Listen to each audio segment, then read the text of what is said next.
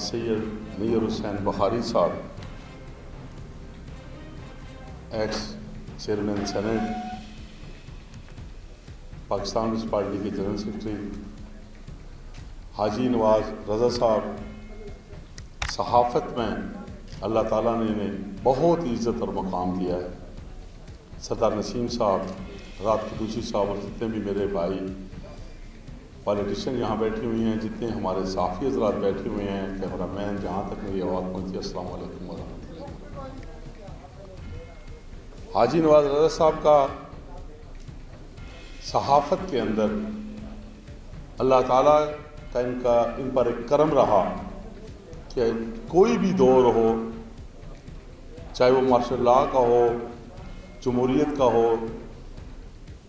تو اللہ تعالیٰ نے انہیں ہمت، طاقت اور ان کے قلم میں ایسی برکت رکھی کہ انہوں نے بڑی ہی فراخ دلی سے دل کھول کر پاکستان کے لیے، پاکستان کی عوام کے لیے اور پاکستان کی بہتری کے لیے ہر دور میں انہوں نے اپنا قلم اٹھائے رکھا۔ اور آج جس کتاب کے سلسلے میں، جس کتاب کی آج رونمائی، کتاب کی تقریب رونمائی ہے، اس پہ میں حاجی نواز رضا صاحب کو مبارکباد پیش کروں گا۔ یہ انہوں نے ایک خوبصورت، جس طرح زندگی انسان کی چاہے 100 سال کی ہو، اس سے کم ہو، زیادہ ہو، یا انسان کے تجربے جتنے بھی ہوں، اسے جس طرح دریا کو کوزے میں بند کیا جاتا ہے، انہوں نے اپنے جو ان کی آنکھوں کے سامنے، جو ان کی نظر سے یا جو ان کے سامنے جتنے بھی واقعات گزرے، انہوں نے اسے اپنی کتاب کے ذریعے جو نوجوان نسل آنے والے کل کی ہے، اس کے لیے انہوں نے اس کو جمع کیا، تاکہ آنے والے کل میں ایک ایسا کتاب کے ذریعے میسج، پیغام یا سبق دیا جائے، تاکہ لوگ اسے دیکھ کر پڑھیں اور انہیں پتہ چلے کہ فلاں فلاں ادوار میں کیا کیا معاملات ہوئے۔ تو میں دوبارہ حاجی نواز رضا صاحب کو مبارکباد پیش کروں گا، اور جتنے میرے بھائی یہاں بیٹھے ہوئے ہیں، ایک ایک بھائی کا شکریہ، اور بالخصوص شیخ حقانہ بھائی صاحب، منیر حسین بخاری صاحب کا شکریہ کہ ان کی موجودگی میں مجھے بھی یہاں چند الفاظ کہنے کا موقع ملا۔ اللہ تعالیٰ کی ذات سب کو اپنے حفظ و امان میں رکھے، وما علینا غیر۔ یقیناً بہت بڑا احساس ہوتا ہے، جس سے ہم ابھی تک محروم ہیں۔ وہ بہت سی، مجھے ہر شخص یہ کہتا ہے کہ کتاب لکھے، لیکن میں نہیں لکھ پاتی۔ نواز رضا صاحب جس طرح بھی بات کی، آپ کو بھی معلوم ہے ہم لیفٹ اور رائٹ کی سیاست میں رہے، نواز رضا صاحب کے ساتھ کھلی دشمنی بھی رہی۔ دشمنی جو ہے نا، یہ صرف اختلاف کا میں دشمنی کا نام دے رہی ہوں، میں اختلاف کو نام دے رہی ہوں۔ بہت زیادہ وہ جدوجہد بھی کرتے رہے، وہ اپنے طور پہ کرتے رہے، لیکن ایک بات یہ ہے، اور میں اس کا اعتراف کرتی ہوں، نواز رضا نے کبھی بھی ذاتی طور پہ نہ کبھی اٹیک کیا اور نہ ہی کبھی کوئی کسی طرح کا ایسا جملہ بولا۔ میں بہرحال یہ بات تو بالکل الگ ہے، لیکن نواز رضا کے کالم میں ضرور دیکھتی ہوں، اور اس میں ایک اختلاف بھی مجھے بہت ہوتا ہے، کیونکہ نواز رضا نے اپنے آپ کو چند جو محدود موضوعات ہیں وہاں تک رکھا ہوا ہے۔ سیاسی طور پہ وہ بہت کھل کے بات ضرور کرتا ہے، لیکن میری سمجھ میں ابھی نہیں آ سکا کہ نواز رضا سیاسی مخالفین کے بارے میں کیوں نہیں لکھتا۔ میں اکثر، میرا دل چاہتا ہے، آج کل یوٹیوب پہ بھی بہت زیادہ تنقید کرنے کا دل چاہتا ہے، مزہ آتا ہے کہ اگر تنقید کی جائے۔ نواز رضا نے کئی جگہ مجھے لگتا ہے اپنے آپ کو مسلم لیگ، جماعت اسلامی تک محدود کر دیا ہے، جبکہ اس کے لیے بہت بڑا سکوپ ہے، بہت بڑا سکوپ ہے۔ تو میری یہاں آج کے بعد جو ہے، یہ میری گزارش ہوگی نواز رضا سے کہ آپ کا اتنا بڑا ویژن رہا ہے، آپ کو پورے ملک میں جو سیاسی جماعتیں ہیں، آپ کے سامنے ان کی موومنٹس نہیں ہیں۔ یہ پیپلز پارٹی بھی ساتھ بیٹھی ہے، اس کے علاوہ اگر کوئی اور دیگر جماعتوں سے بھی تعلق ہے، چھوٹی جماعتیں بھی ہیں، داور صاحب بھی آج کل بڑی اہم جو ہے ان کی ایکٹیویٹیز ہیں۔ تو نواز رضا ان کو کیوں نہیں دیکھتا, ان کے لیے کیوں نہیں لکھتا؟ میں یہ چاہوں گی کہ وہ بھی آپ لکھیں, اختلاف کر کے لکھیں. یہ آج کل جو سیاسی جدوجہد ہے, میرے خیال میں آج کل کچھ ہمارے ساتھ بھی ایسا ہی ہے. نواز رضا کے لیے میں یہ ضرور کہوں گی کہ نواز رضا نے جب ہم موومنٹ میں گئے, خاص طور پہ جو ہماری آج کل موومنٹ آپ بھی جانتے ہیں آزادی صحافت کے حوالے سے ہے, میں بہت زیادہ شکر گزار بھی ہوں, اور میں سمجھتی ہوں کہ حقیقی جرنلسٹ وہی ہوتا ہے جو جرنلسٹ کے مسائل کو سمجھے. یہ آئے نواز رضا صاحب ہماری میٹنگ میں, انہوں نے یہ کہا کہ آپ جو بھی لاہے عمل بنائیں گے میں آپ کے ساتھ, جو ہماری جو پی ایف یو جے دستور ہے میں وہ ساتھ چلوں گا. اور میرے لیے یہ بڑی اطمینان کی بات ہے کہ ہم اکٹھے ہو کے اس جدوجہد میں جائیں. وہ الگ بات ہے کہ آج پیپلز پارٹی اور نون پھر ایک دفعہ الگ ہیں, لیکن جرنلسٹ کے مسائل میں یہ ایک خوشی کی بات ہے کہ جہاں حکومت آج کی جعلی RIUJ, جعلی PFUJ کھڑی کر رہی ہے, دستور جو ہے وہ ہمارے ساتھ کھڑی ہے. اور نواز رضا صاحب میں پوری توقع رکھتی ہوں کہ آئندہ بھی اس جدوجہد میں آپ ساتھ رہیں گے. بہت شکریہ. گودر صاحب سیکرٹری, سابق سیکرٹری انفارمیشن, باقی دیگر اب آپ بھی یہاں تھے, جن میں چلے گئے. میں نے یہ کہا کہ شاید خانہ بھائی صاحب کہ آپ سے پہلے میں تقریر کروں گا, 2-4 جملے کہوں گا, تو انہوں نے کہا نہیں یہ میں تو ہو نہیں سکتا, جو طریقہ کار یہی ہونا چاہیے کہ آپ آخر میں تو بات کریں.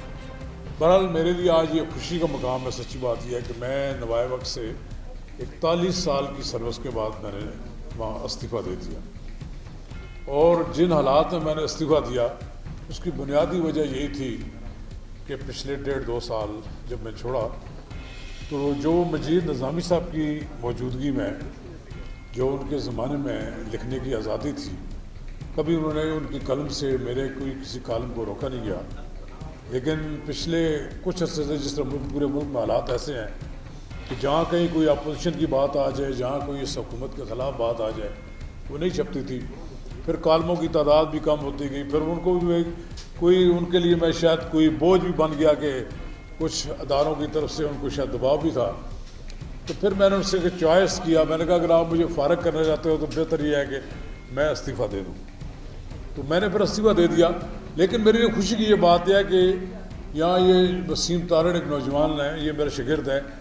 اس نے پچھلے 6-7 ماہ نہیں بلکہ 1 سال سے زیادہ عرصے میں اس نے میرے کالموں کو جو ڈھونڈ سکا, جو تلاش کر سکا, جو کچھ کمپوز تھے یہ کیے. اور جو میں اب پچھلے 1 سال کے دوران, جو سال نہیں تھوڑا عرصہ ہے, میں پچھلے وہ کالم جو پچھلے 2002-2003 سے بھی لکھ رہا تھا وہ سارے اکٹھے کیے. تو مجھے عجیب, مجھے اتنے میں نے اکٹھے چیزیں رکھی ہوئی تھیں کہ خزانہ ملا, جیسے کہ میں نے نواز شریف کے انٹرویو, بےنظیر بھٹو کے انٹرویو, آصف علی زرداری کے انٹرویو, میں آپ یقین جانے میں لانچ شیخ رشید کے انٹرویو, جس کی مطلب ہے انہوں نے یہاں ذکر بھی کسی نے کیا کہ چودھری نثار کا تو بہت کچھ ہے. تو بہرحال یہ بہت کچھ تھا. میں یہ بات یہ کہی, یہ انہوں نے کہا کہ دوستی نبھانے والی بات ہے. جہاں ایک طرف ہمیں شاہد خاقان عباسی عزیز ہے, وہاں دوسری طرف وہ بھی عزیز ہے راجہ لگتا. اسی طرح جہاں نواز شریف عزیز رہے ہیں وہاں پر چودھری نثار علی خان کو بھی ہم نے اپنے دل سے نہیں اتارا. لیکن بات یہ کہ توازن برقرار رکھا اور محبت اپنے خانوں میں منقسم رہی.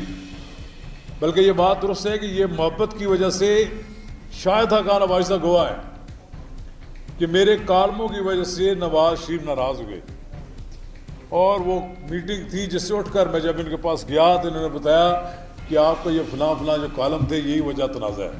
وہ یہ سمجھا جاتا تھا کہ شاید چودھری نثار علی خان مجھے ترغیب دیتے ہیں کہ شاید یہ لکھیں, لیکن کبھی نہیں ایسا ہوا. بلکہ یہ بات ان کے اب اس وقت کے سب سے زیادہ دشمن پرویز رشید نے وہاں بیٹھے ہوئے گواہی دی کہ میں گواہ ہوں, میں وزیر اطلاعات بھی ہوں. وہ نہ تو پوچھ کر لکھتے ہیں اور نہ کسی دباؤ میں لکھتے ہیں. محبت میں کسی لکھتے ہیں تو جو مرضی ہے لکھتے رہے. تو ایک کتاب تو میں نے لکھنی ہے چودھری نثار علی خان کی کہانی, نواز رضا کی زبانی, تو وہ بھی انشاءاللہ بہت کچھ اس میں لکھوں گا.